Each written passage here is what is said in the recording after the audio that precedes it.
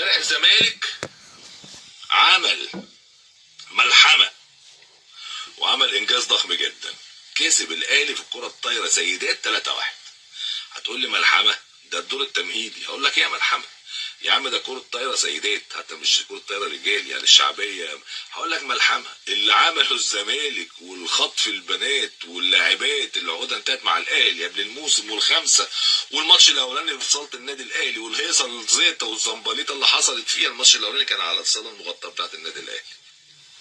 خلى الماتش امبارح ده محمد صلاح يا راجل كان قاعد يتفرج، سايب ماتشات كاس العالم، كان شغال ماتش معرفش كرواتيا ولا ارجنتين ولا مش فاكر، كان كرواتيا ومين، كرواتيا وارجنتين النهارده، كان كرواتيا اللي فات ده باين الماتش اللي فات، والبرازيل يمكن، مش عارف كان ماتش ايه اللي بيتفرج عليه صلاح ساعتها يعني. وبيشغل الماتش بتاع كرة الطايرة بالنسبة للاهلي والزمالك اللي كان في الصالة المغطاة في النادي الاهلي للسيدات، وكسبوا الاهلي 3-1.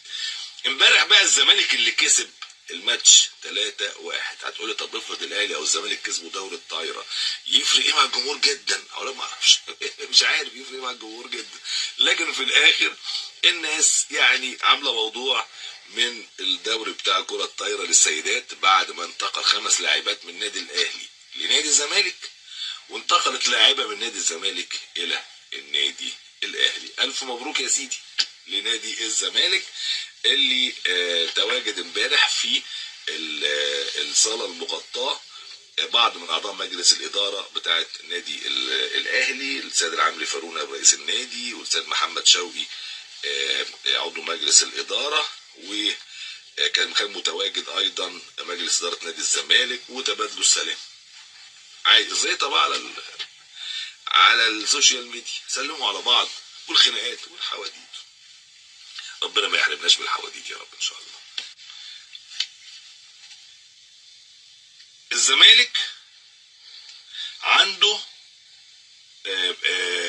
قصة تمديد وتجديد العقود بتاع بعض اللاعبين، واللي هو الحاجة اللي انا شايف انه الزمالك كان خد قرار شديد جدا ان هو ما ينفعش يتكلم في القصة دي قبل نهاية الموسم، وده من افضل القرارات اللي اتخذت، لان انت داخل على افريقيا مفيش هزار، داخل على حوادث ما فيهاش هزار، ففعلا ده كلام مفترض انه يطبق. لكن حتى الان الوكلاء والناس اللي مسؤولة عن اللاعبين بتقعد تزوم حوالين الادارة، منهم عواد اللي عقده بينتهي خلاص بيقترب من النهاية، عايزين يمدوه.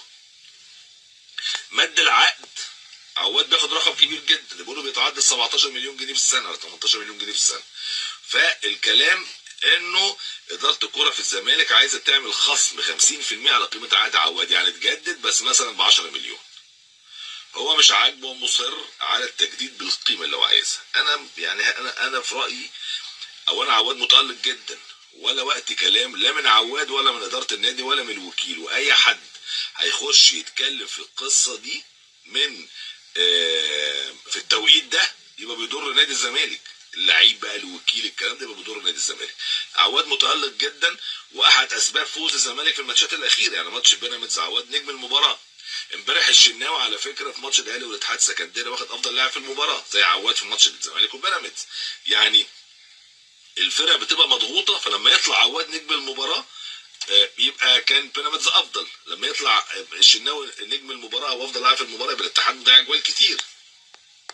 فذلك ليس توقيت لعواد على الاطلاق في هذا الامر. امبارح مباراه النادي الاهلي والاتحاد السكندري مباراه قويه جدا في النتيجه بالنسبه للنادي الاهلي 3-0. يعني المباريات اللي هي بتبقى من طرف واحد بتخلص بالنتيجه دي 3-0، لكن على ارض الملعب الماتش ممكن يبقى 4-3 للاهلي، 3-2 للاهلي، 5-4، ممكن يبقى 3-3 لو الاهلي ضيع له فرصتين كده. يعني على ارض الملعب الموضوع غير النتيجه نهائيا وتماما. عمل الاهلي مباراه الحقيقه حاجه كده لوز اللوز، بس ايه يعني بالعكس، لا مباراه متواضعه فنيا، والاهلي فيه حاجه مش مظبوطه لما بيسيطر على الماتشات خصوصا اول نص ساعه بتغار الايقاع نفسه نفسه بيبقى متحكم فيه، سيطرة على الملعب، بيجيب اهداف. جايب امبارح جولين في اول نص ساعه لبيرسي تاو في الدقيقه 11 وياسر ابراهيم في الدقيقه 31. فجاه الريتم بيقع زي ما تقول كده يعني.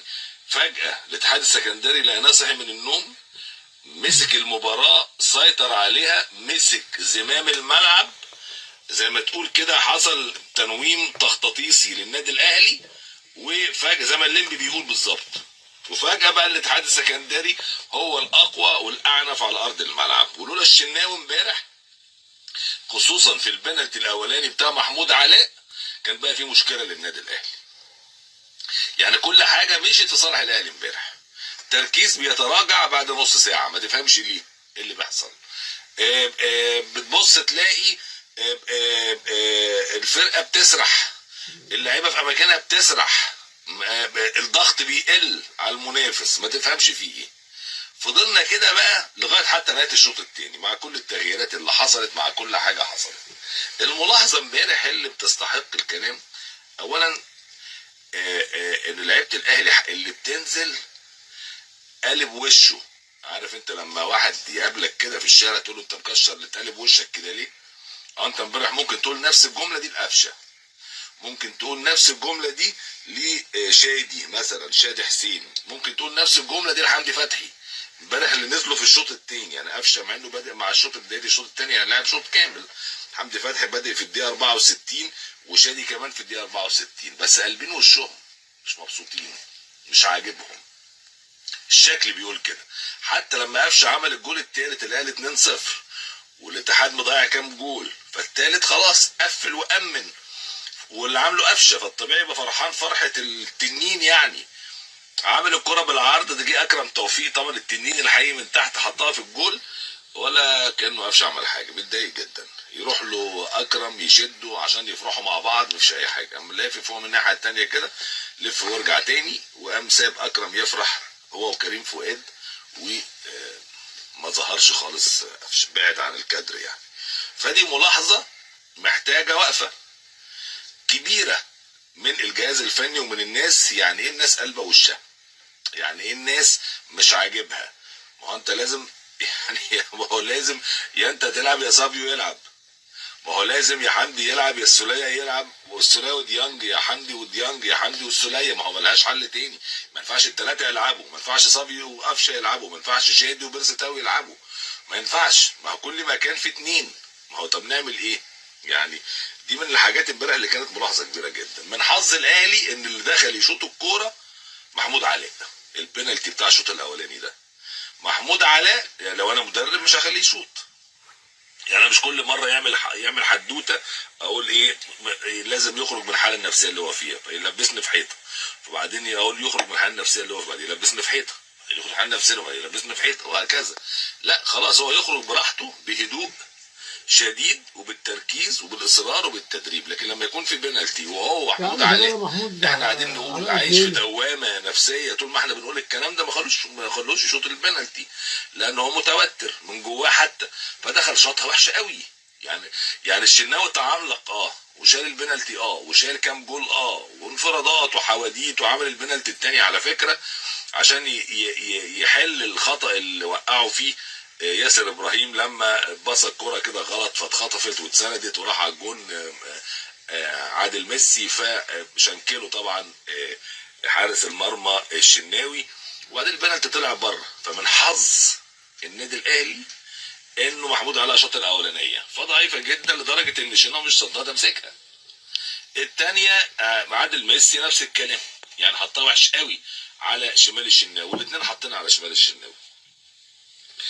الاهلي لعب مباراه وحشه مع ان تشكيلته كامله، يعني اخطاء فرديه غريبه جدا. خطا ياسر ابراهيم ده كان عجيب جدا.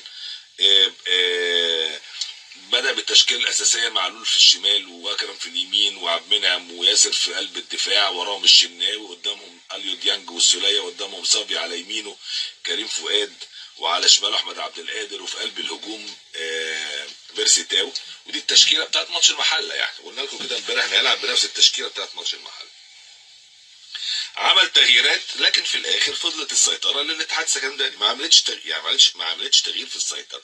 رغم كده الاهلي كان بيهاجم، الاتحاد كان بيلعب ماتش مفتوح وخطوطه مفتوحه، لكن مش مطمئن. هي دي القصه يعني، ومفيش حجه صراحه يعني.